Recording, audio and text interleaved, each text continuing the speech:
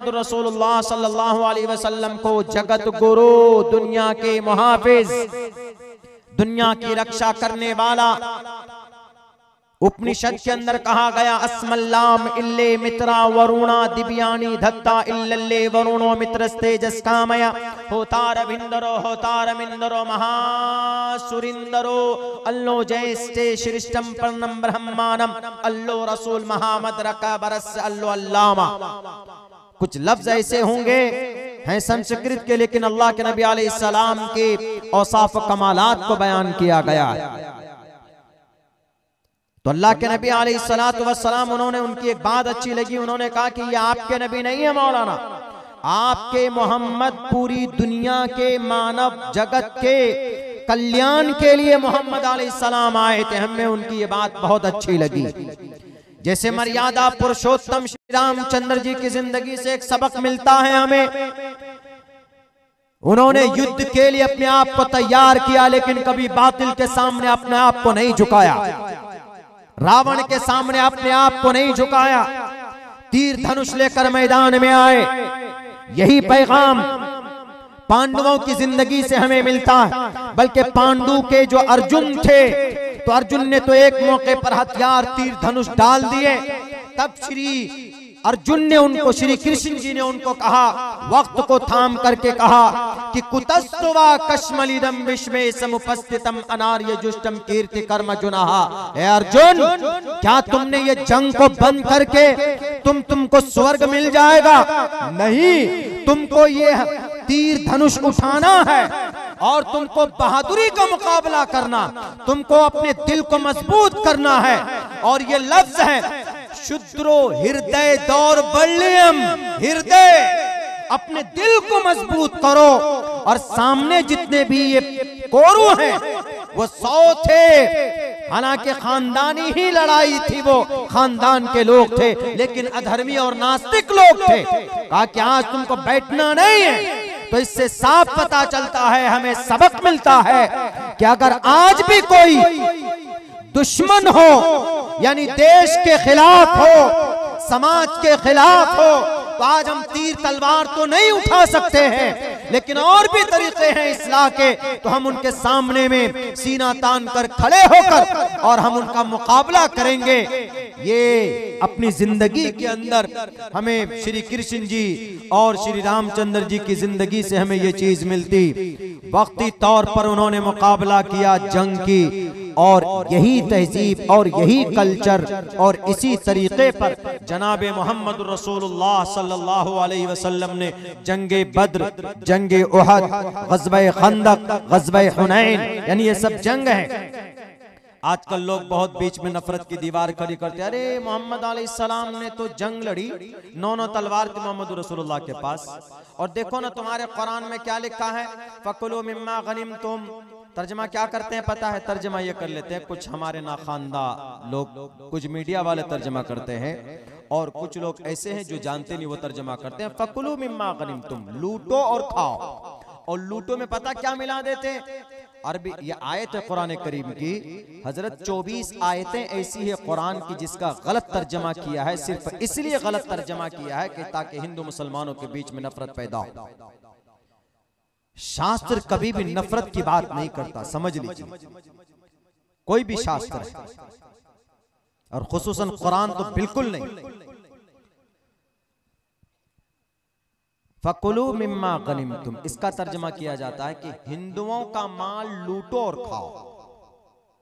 हो गई? अब इससे क्या होगा?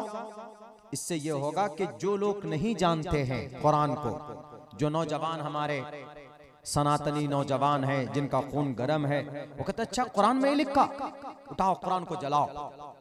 तो इसीलिए मैं भगवत गीता का एक मंत्र पढ़ता हूं जिसमें लिखा हुआ है, बहुनाम जन्मनामन्ते ज्ञानवान माम परपद्यते वासुदेवा सर्वमिति समहात्मा सुदुर्लभः। कोई भी बात किसी की जुबान से निकले तो उसको वैसे ही मत मानो, वेरीफाई करो, देखो। क्योंकि आदमी जो बड़ा होता है, आदमी ऐसे बड़ा नहीं होता कि किसी फॉर्च्यूनर गाड़ी में बैठ गए बड़ा हो गए। नहीं, आदमी बड़ा होता है ज्ञान से। ज्ञान है आप में, नॉलेज है तो आप बड़े। गुरु को इसलिए गुरु कहा गया, उसमें नॉलेज होता है, नॉलेज के जरिए से अंधकार को तोड़ता है, इसके लिए इसलिए उसको गुरु बोलते हैं। गुरु का दो वर्ड से मिलकर बना है गुरु, गु और रू। गु का मतलब तोड़ना, रू का मतलब अंधकार, अंधकार को तोड़ना, इसीलिए उसको गुरु बोला जाता है। और आदमी नॉलेज से, जानकारी से बड़ा होता है, इसीलिए श्रीमद् भगवद गीता में कहा है बहुनाम जन्मनामन्ते ज्ञानवान माम प्रपद्यते वासुदेवा सर्वमिति समहात्मा। इंसान महात्मा बनता है ज्ञान के जरिए से। जब तक ज्ञान प्राप्त नहीं होगा, किसी साहब ने कह दिया अरे वहां तो ये बात है, अब बस बिना तहकीक किए अच्छा ये बात है, अच्छा ये बात कुरान में लिखी हुई है, क्या लिखा? फकुलू मिम्मा गनिमतुम, कुलू अरबी वर्ड है, पहले अम्र है, फकुलू खाओ, बस खाओ। अकलया कुलू की माने खाने के आते, फकुलू मिम्मा गनिमतुम, उन मालों को खाओ जो तुमको गनीमत में मिला है। गनीमत मतलब जंग के मैदान में जो तुमने जीते हैं।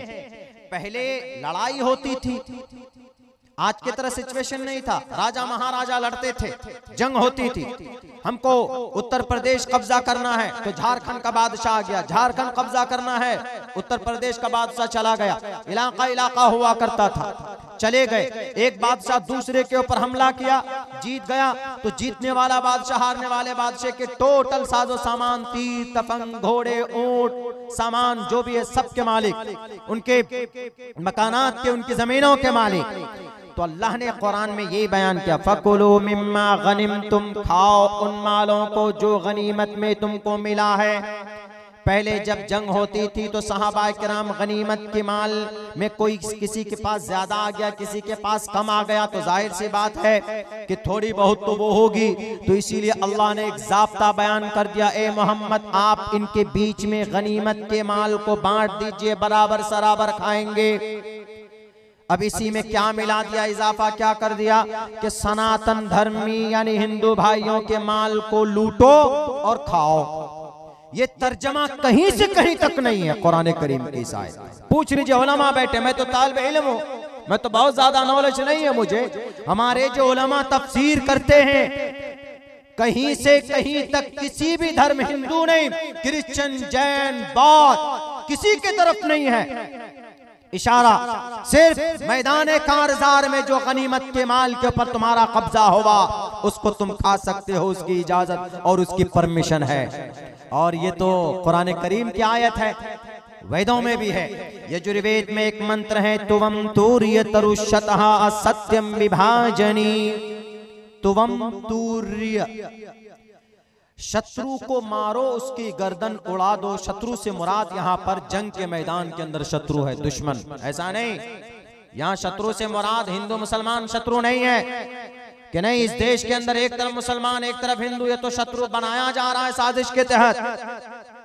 शत्रु नहीं है, अकीदा अलग हो सकता है, वरना हम ये मानते हैं कि हमारे हिंदू सनातनी भाई महाजल पलवान वाले मनु को मानते हैं, हम उनको हजरत नू मानते हैं। आप महाजल पलवान वाले मनु मानते हैं, हम उनको नू मानते हैं। आप परमात्मा को विष्णु के नाम से, ब्रह्मा के नाम से, शिव के नाम से मानते हैं। हम उसी परमात्मा को रब्बुल आलमीन के नाम से, खालिक़ु कुल्ली शैइन के नाम से, अल क़हार के नाम से मानते हैं। आपका भी अकीदा यही है। टोटल सनातन धर्मी भाइयों से पूछिए कि भाई परमात्मा कितना है, वो कहेगा कि एक ही परमात्मा है, एको देवा सर्वभूतेषु गूढ़ा, देव एक है, परमात्मा एक है, सही से एक विरदय कहवा, एक ही ईश्वर है। एकम ब्रह्म द्वितीयो नास्ते नेहना नास्ते किंचन एकम एवं अद्वितीयम, एक ही परमात्मा, दूसरा परमात्मा नहीं। वो भी कहेंगे अल्हम्दुलिल्लाह, कहते भी है। और हमारा भी यही कहना कुरान का, कुल हुवल्लाहु अहद अल्लाहुस समद, अल्लाह तबारक व तआला तन्हा है, अल्लाह बेनियाज है। फिर शत्रु कौन हुआ? कोई शत्रु नहीं है। शत्रु आपका भाई भी हो सकता, आपका भाई जो आपके मां के कोख से पैदा हुआ, एक खून से, वो भी शत्रु हो सकता। मिसाल के तौर पर जमीन के बंटवारे को लेकर कमी बेशी हो गई। किसी दिन आपके भाई ने सोचा कि अच्छा तुमको ज्यादा जमीन मुझे कम, लो तुम्हारा काम तमाम कर देता हूँ। रात को चाकू लेकर घर पे पहुंचा और उसको ज़िबा करने चला तो कौन है शत्रु इस वक्त? भाई शत्रु है। और इस वक्त के लिए तुवम तूर्यतरुशता, पकड़ो उस शत्रु को, उसका गर्दन उड़ा दो। सेल्फ डिफेंस जायज है, बिना बात के नहीं। कोई टोपी वाला है तो दुश्मन, या कोई तिलक वाला है तो दुश्मन नहीं। ये तो बेज़मीर मीडिया वालों ने ऐसी नफरती बातें पैदा की। वरना मैं तो उस दिन मालपुर में प्रोग्राम हुआ हजरत में तो कई जगह मिसाल दे चुका हूं कि हमारे एक मंच में बैठकर शुक्ला और राजा जी साहब जैसे लोग हैं कि जो भाई गौर से बात सुनते हैं, कुरान की बात सुनते हैं, अपने शास्त्र की बात को सुनते हैं। ये इंसानियत है, इससे बड़ा धर्म और क्या हो सकता।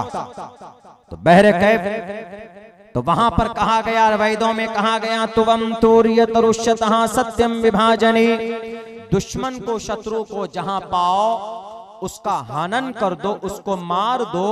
और शत्रु से बचा हुआ जो माल मिलता है, शत्रु से, दुश्मन से बचा हुआ जो माल, जैसे वहां पर गनीमत का माल था, सत्यम विभाजने, ईमानदारी के साथ पूरे उसको विभाजन कर लो, बांट लो। जैसे फकुलू मिम्मा गनिम तुम है, मिम्मा गनिम तुम, गनीमत के माल को आपस में मिल बांट कर खा लो।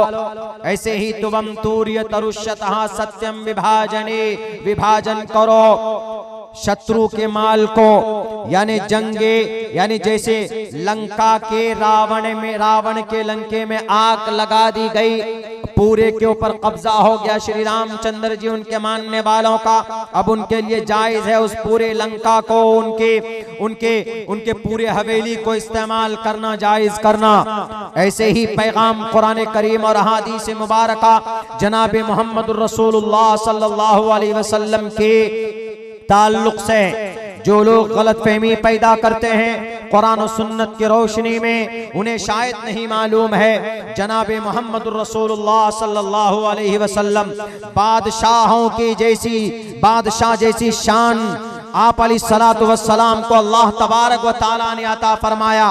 आज तो दुनिया के अंदर किसी के पास दौलत आ जाए, किसी के पास माल आ जाए, किसी के पास हुकूमत आ जाए, आज तो लोग इतराते हैं और अपने पावर का कभी कभी दौलत के होते हुए, पावर के होते हुए उसका मिसयूज भी करते, गलत इस्तेमाल भी करते।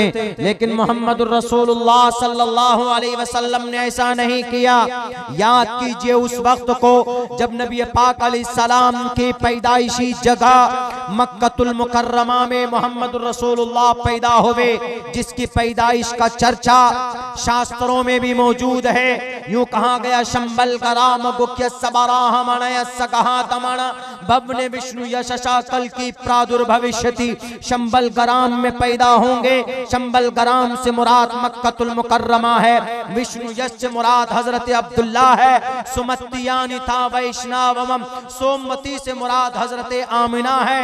और शंबल गराम गुख्य सबराहमण के से मुराद कबीले कुरैश है और बनु हाशिम खानदान है।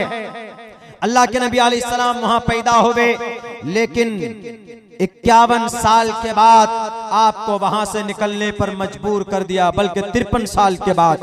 आप अलैहिस्सलाम की उम्र जब 53 साल हुई, 40 साल तक तो कोई मसला था ही नहीं, क्योंकि नबुवत जो दी गई है, यानी ईशवानी जो आप अलैहिस्सलाम पर हुई वो 40 साल की उम्र में हुई। 13 साल तक आप लोगों को बताते रहे। क्या बताते थे? कोई पार्टी का प्रचार कर रहे थे या वोट मांगने के लिए जाते थे? नहीं, सिर्फ ये कहते थे अल्लाह के नबी, या युहन्नास, ए लोगो कुलू ला इलाहा इल्लल्लाह तुफ्लिहू, ईश्वर को एक मान लो, जिस ईश्वर ने पैदा किया उसकी भक्ति कर लो। बस यही दो बातें, और तीसरा कोई मुतालबा नहीं था कि हम तुमसे पैसा मांग रहे हैं या तुम हमारी पार्टी को वोट दो, हमको एमएलए एमपी बना दो, हमको सीएम बना दो। नथिंग, कुछ नहीं। 13 साल तक यही होता रहा। सिले में क्या दिया गया? नबी ताइफ गए तो पत्थर की बारिश हुई, उसके बावजूद भी नबी बैठे दर्द से तड़प रहे हैं। ए अल्लाह, मेरी क्या गलती है जो इन लोगों ने मुझ पर पत्थरों की बारिश की है। हजरत जिब्राइल आकर बोलते, ए मोहम्मद, आप इशारा करो इन ताइफ वालों को दोनों पहाड़ों के बीच में ऐसे पीस दिया जाए जैसे अनाज को चक्की में रखकर उनका आटा बना दिया जाता।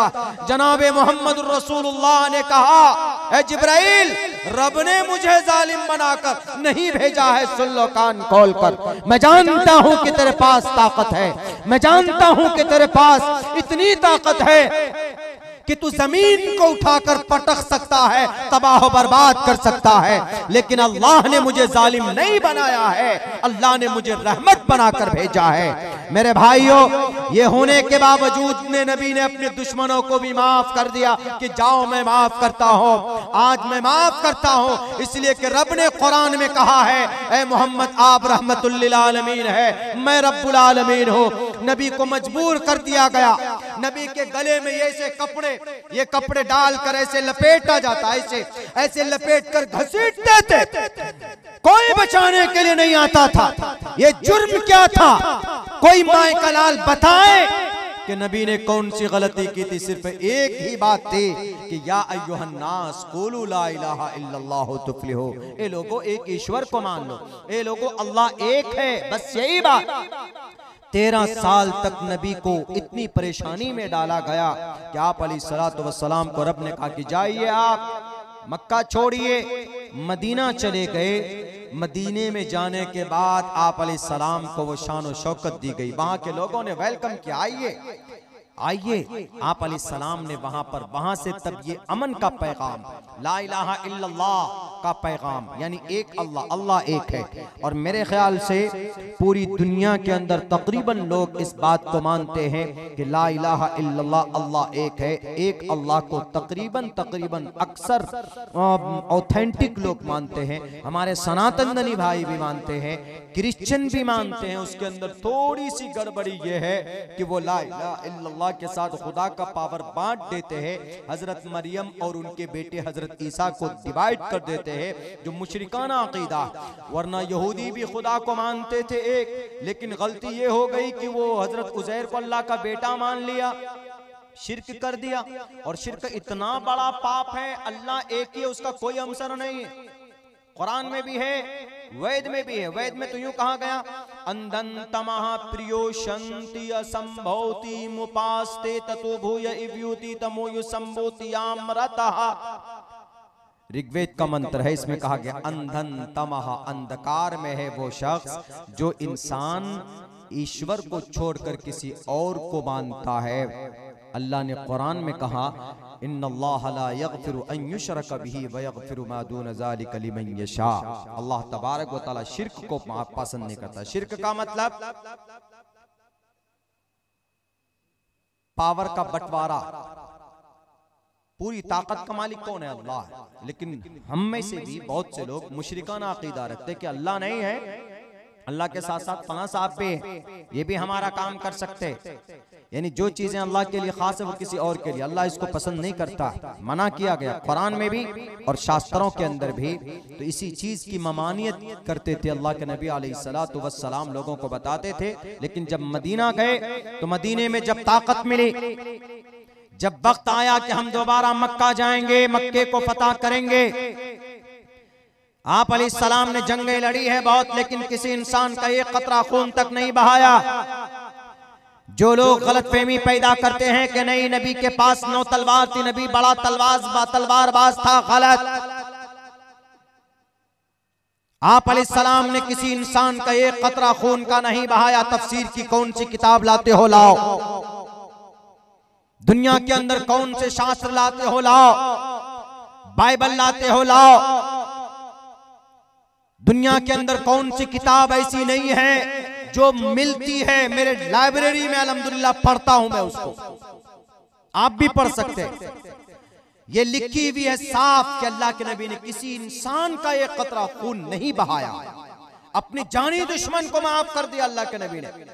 अल्लाह के नबी के चचा सैयद शुहदा अल हमजा जंग उहद के मैदान में ऐसे नहीं, मुसला किया गया था, मुसला पोस्टमार्टम किया गया था। ये मारा पीछे से, वो भाला मारा पीछे से लगकर सीना पार किया, ये सीना चीर कर जो ऑर्गन्स हैं उसको निकाल लिया गया, उंगलियों के पोरवे काटे गए, नाक काट कर मुसला यानी जिसकी शक्ल ऐसी कर दी गई कि पहचान नहीं सकते। करने वाला कौन? एक शख्स जिनका नाम वैशी, बाद में सहाबी हुए रजी अल्लाह ताला अन्हु। वो एक गुलाम था, बहुत खतरनाक नेजा चलाने वाला।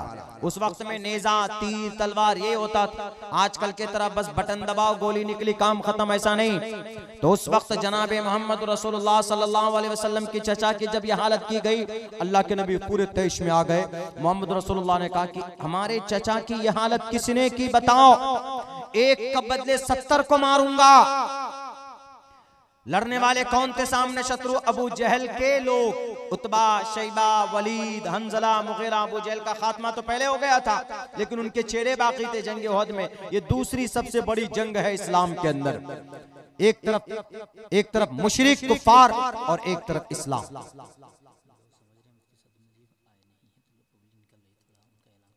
मुफ्ती सादुल नजीब साहब आए हुए हैं, मेरे बाद उन्हीं का बयान होना है। और जनाब प्रोग्राम तो ठंड के मौके में, अब मेरे ख्याल से उनको बुला लिया जाए, वक्त काफ़ी हो गया है, जल्दी से बुला लीजिए। मैं ये वाक़या पेश करके ख़त्म करके अपनी जगह लेता हूँ। मुफ्ती साहब आए, हम लोग एक ही साथ आए हैं अल्हम्दुलिल्लाह। उनकी अच्छी बातें होती हैं और आपके महबूब मुक़र्रिर हैं, उनकी भी बात सुन करके जाए। तो जनाब मोहम्मद रसूलुल्लाह सल्लल्लाहु अलैहि वसल्लम ने गुस्से में आकर यह ऐलान किया, हम एक के बदले 70 को मारेंगे। कुरान करीम की आयत नाजिल हुई, एक के बदले 70 को नहीं मार सकते मियाँ, आप एक के बदले एक ही को मार सकते। अगर आप माफ कर देंगे तो और भी अच्छी बात है। जब पता चला मारा कौन, किसने मर्डर, किसने कत्ल किया, कितने शहीद किया, जी वैशी। लेकिन एक मौके पर आया, तौबा इस्तिग़फ़ार करके ईमान लाया। अल्लाह के नबी ने कहा, हमारा और आपके चचा के साथ ये होता तो हम और आप क्या करते? फौरन गिरेबान पकड़ते और वहीं पर उसकी आंख फोड़ते और उसका मर्डर करते। लेकिन मोहम्मद रसूलुल्लाह ने ऐसा नहीं किया। जनाब मोहम्मद रसूलुल्लाह ने कहा कि ठीक है वैशी, बस इतना ध्यान रखना कि जब तुम आते हो मेरे सामने तो सामने से मत आओ, पीछे से आया करो, क्योंकि जब तुम सामने से आते हो मेरे चचा की लाश मुझे याद आती है। इसीलिए मैं बारहा कहा करता हूं, हमारे नबी जैसा दिल आज तक किसी ने नहीं दिखाया कि आपने अपने जानी दुश्मन को मार सकते थे। मोहम्मद रसूलुल्लाह बदला ले सकते थे, लेकिन इस्लाम में बदला नहीं है। इस्लाम के अंदर माफ करना बड़ा काम है।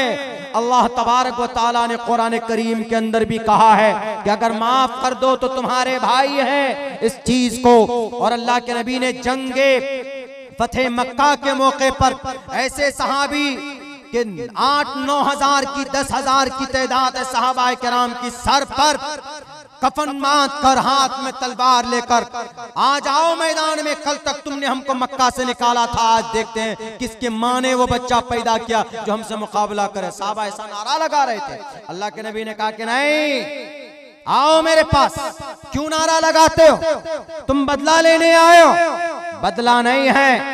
ये अल्लाह के नबी, आपके ऊपर इन्होंने पता है कितनी तकलीफें की, आपके रास्ते में कांटे डाले, आपके ऊपर पत्थर बरसाए, आपका खून बहाया, आपको कपड़े से आपके गले को मरोड़ा गया। अल्लाह के नबी आप भूल गए क्या?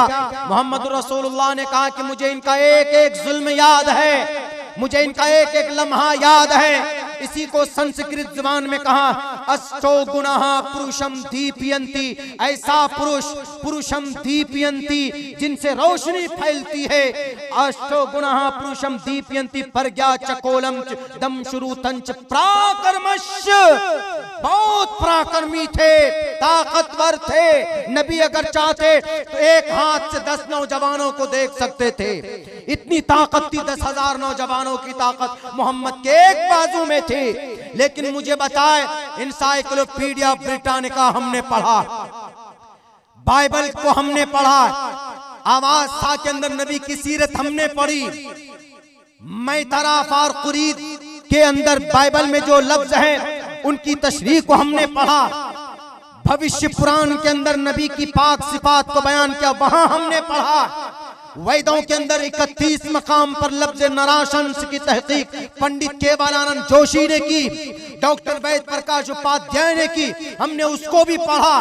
आज तक किसी ने भी ये नहीं कहा कि मोहम्मद ने अपनी ताकत का मिसयूज किया है, गलत इस्तेमाल किया है, बल्कि यूं कहा है कि नबी पाक अलैहिस्सलातु वस्सलाम बड़े पराक्रमी थे, यानी जुर्रतमंद बुज़दिल नहीं थे। एक मौके पर ग़ज़वे हुनैन में सहाबा की बड़ी तादाद थी, सहाबा अपने आप में मगन थे, तो आज हम तो जीत कर ले आएंगे शहर लखनऊ को। जब शहर लखनऊ में पहुंचे, ग़ज़वे हुनैन के मैदान में पहुंचे, चारों तरफ से जब तीर की बारिश हुई, सहाबा इधर उधर भटक गए। नबी तने तन्हा मैदान हुनैन में खड़े होकर कहा, अनन नबी ला कज़िब, मैं सच्चा नबी हूं, मैं अब्दुल मुत्तलिब का बेटा हूं। अकेले खड़े होकर भागे नहीं, मैदान में खड़े रहे, तब जाकर सहाबा किराम आए। तो इतना पराक्रमी होने के बावजूद भी नबी पाक अलैहिस्सलाम ने सहाबा को कहा कि आओ जरा मेरे पास आओ, अल्लाह ने मुझे इंतकाम के लिए नहीं भेजा है। अल्लाह ने कुरान में अपने आप को कहा कि मैं रब्बुल आलमीन हूँ, लेकिन ए मोहम्मद आप रहमतुल लिल आलमीन है, आप रहमत बनाकर भेजे गए, आप किसी पर जुल्म नहीं कर सकते। ये थे हमारे नबी, और उसी नबी की लाई हुई जो शरीयत है, जो कुरान है, उसी कुरान पर हम लोगों का विश्वास और हम लोगों का अकीदा अल्हम्दुलिल्लाह आज है। उसी कुरान पर, अल्लाह के नबी की जीवनी पर, और अल्लाह के नबी की जीवनी इतनी सुंदर है और कुरान के अहकामात इतने प्यारे और इतने अच्छे हैं कि आज हम अगर कहते हैं कि अगर इस पर अमल कर लिया जाए तो पूरी दुनिया के अंदर शांति आ जाए। जाहिर सी बात है, मैं कुरान पर, कुरान करीम का मैं तालिब इल्म हूँ, हदीस का मैं तालिब इल्म हूँ, तो उसी की फजीलत और बड़ाई आपके सामने हम पेश कर सकते हैं। मैं हिंदू भाइयों से ये भी कहता हूँ कि मेरे हिंदू भाइयों, आप किसी के कहने पर मत आइए, बल्कि शास्त्रों को पढ़िए। श्रीमद् भगवत गीता में है, तस्मात् शास्त्रम परमाणम तिकारिया अकारिया विवस्थितो ज्ञात्वा शास्त्र विधानोक्तम कर्म कर्तुम मेरसि। तुमको क्या करना क्या नहीं करना शास्त्रों में पढ़ो, और शास्त्रों की बातों पर पढ़कर फिर अमल भी करो, वरना ये शास्त्र विधि मुत्सृज्य वर्तते काम कार्ता न सिद्धिम वाप्नुति न सुखम न प्राम गतिम। वरना शास्त्र की बातों को पढ़ेंगे, जानेंगे, अमल नहीं करेंगे तो भी बवाल है। पढ़कर अमल भी करना, जैसे इस्लाम में आपने जाना अमल करो, नमाज के बारे में जानते हो अमल करो, प्रैक्टिकली जरूरी। रोजे के बारे में जानते हो, बालिग हो गए, रोजा फर्ज जरूरी, रोजा रखो। ऐसे ही शास्त्र में भी सिर्फ जुबानी दावा नहीं करना है, हम पक्के मुसलमान हैं। टोपी और दाढ़ी रखने से नहीं होगा, टोपी और दाढ़ी के साथ नमाज भी पढ़ो, गीबत से बचो, चुगलखोरी मत करो, सूद मत खाओ, शराब मत पियो, नशीली पदार्थ गंदी चीज। मैंने मालपुर के जलसे में कहा था कि नशा कितना खतरनाक चीज है। मैंने एक वाकया भी बयान किया था, गालिबन कलकत्ता का। इतनी खतरनाक चीज है कि समाज की बहू बेटी की इज्जत को लूटना आसान होता है शराब पीने के बाद, नहीं कर सकते। इसीलिए मैं कहा करता हूं मेरे सनातन धर्मी नौजवानों से, हमारे जितने भी नौजवान जिन जिन तंजीमों से आप जुड़े हुए, जुड़िए, अच्छी बात है। देश को संगठन की जरूरत है, संगठित होने की जरूरत है, लेकिन उसके साथ साथ में वो काम कीजिए जो आपके शास्त्र ने आपको सत्य मार्ग का दर्शन आपको दिखा सकता है। कोई नेता, कोई उद्योगपति, कोई करोड़पति, कोई लखपति, कोई दुनियादार आपको नहीं दिखा सकता। सही बातें जो लिखी भी अल्हम्दुलिल्लाह उसी की कोशिश इस्लाम के अंदर होती है। मुसलमान कोशिश करते हैं वो अपने कुरान और सुन्नत के मुताबिक जिंदगी गुजारें। और कुरान और सुन्नत में क्या बातें लिखी, सबसे पहला तो ये होता है, इस्लाम कहता है एक अल्लाह को मानो, दूसरे नंबर पर नमाज पढ़ो, तीसरे नंबर पर रोजा रखो, चौथे नंबर पर ज़कात दो, पांचवें नंबर पर हज करो। बताइए ये चीजें कोई गुनाह की है? बिल्कुल नहीं। अब जो मदारिस चलते हैं हमारे, इन मदरसों में इन्हीं चीजों की तालीम दी जाती, इन्हीं चीजों के बारे में जानकारी के लिए। जो मुसलमानों का कुरान है वो कुरान मुसलमान जान जाए, वो कुरान पढ़ना जान जाए, उसका ग्रामर जान जाए, उसकी लैंग्वेज जान जाए, उसी की तालीम मदरसों में होती। लेकिन कुछ लोग यूं समझ लेते हैं कि इन मदरसों के अंदर में तो कुरान पढ़ाया जाता और कुरान में तो आतंकवाद की तालीम है, मदरसों में तो आतंकवाद पैदा होता। आज तक तो भारत के किसी मदरसे में आतंकवाद मिला नहीं। इस्लाम में किसी को उफ कहने की इजाजत नहीं है, तो थप्पड़ मारने की इजाजत कैसे हो सकती है? इस्लाम को जानना है तो कुरान से, हदीस से जानिए। इस्लाम किसी मुसलमान से जानने की कोशिश करेंगे तो भटक जाएंगे। हिंदू धर्म को जानना है तो शास्त्रों की रोशनी में जानिए, वरना कोई सनातन धर्मी ऐसा भी होगा शराबी होगा, मुसलमान कोई ऐसा भी होता शराबी भी होता, बेईमानी भी करता है। तो आप ये ना समझें कि मुसलमान शराब पी रहा है इसका मतलब ये कि इस्लाम में शराब जायज है, बिल्कुल नहीं है। कुरान में साफ लफ्जों में कहा इन्नमल खम्रु वल मैसरु वल अंसाबु वल अज़लामु रिज्सुम मिन अमलिश शैतान, ये शैतानी काम है शराब पीना, जुआ खेलना। आजकल हमारे नौजवान जो जुआ खेलते, जो शराब पीते और जो मोबाइलों के अंदर बैठकर सलमान खान के कमर को देखते रहते, उनके बॉडी को देखते रहते, अपनी जीवन को बर्बाद करते। नौजवानों, आप इस देश की तकदीर हैं, आप इस मुल्क की, इस मिल्लत की तकदीर हैं। इसीलिए अपना गोल सेट कीजिए। सरकार आपको हमेशा नौकरी नहीं दे सकती। अपने आप के अंदर जो दिमाग अल्लाह ने 350 ग्राम का रखा, उसको फास्ट और शार्प बनाइए। आप ही खुद नौकरी पैदा कीजिए। नौकरी करने के लिए मत पढ़िए, नौकरी पैदा करने के लिए पढ़िए। यहूदी बच्चे पढ़ते हैं नौकरी करने के लिए नहीं, नौकरी को क्रिएट करने के लिए पढ़ते हैं। क्रिश्चियन बच्चे पढ़ते हैं जॉब करने के लिए नहीं, जॉब पैदा करने के लिए पढ़ते हैं और गवर्नमेंट का सपोर्ट करते हैं। लात मारिए सरकार को, कौन सरकार में बैठा है नहीं बैठा है, आपको नौकरी देगा कि नहीं देगा, दे तो ठीक, ना दे तो कोई बात नहीं।